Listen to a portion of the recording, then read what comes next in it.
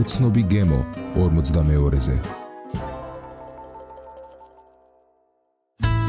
დღეს 42-ზე ლაზანიას უმარტივეს რეცეპტს შემოგთავაზებთ. მის მოსამზადებლად თქვენ დაგჭირდებათ 3 სუფრისკოვზი ფქვილი, 3 ჭიქა რძე, 50 გრამი კარაქი, 170 გრამი სწრაფად მოსამზადებელი ლაფშა, 100 გრამი მოცარელა, 300 გრამი საქონლის ხორცი, 1 ცალი სტაფილო, 2 ცალი პომიდორი, 1 ცალი ხახვი, 4 სუფრისკოვზი ზეითუნის ზეთი, მარილი და შავი პილპილი.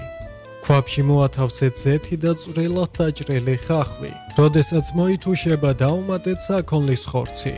როცა ხორცი დაიწყებს შეწითლებას, დაუმატეთ გახეხილის სტაფილო. დატოვეთ კიდევ 10 წუთი ცეცხლზე და მოასხით გახეხილი პომიდორი. ტომატის პასტა დაუმატეთ შავი პილპილი და მარილი. დაამატეთ ნახევარი ჭიქა ცხელი წყალი. ადუღეთ 5 წუთის განმავლობაში და დატოვეთ გაციებამდე. სოუსისთვის ქვაბში მოათავსეთ კარაქი. დაუმატეთ ფქვილი, რძე და ურიეთ 5 წუთის განმავლობაში. ლაფშა მსუბუქად მოხარშეთ. საცხო ფორმაზე ფენა-ფენა გადაანაწილეთ ლაფშა, ფარში, სოუსი. თავზე მოაყარეთ გახეხილი ყველი. მოათავსეთ ხუმელში და აწვეთ 180-200 გრადუსზე 25 წუთის განმავლობაში.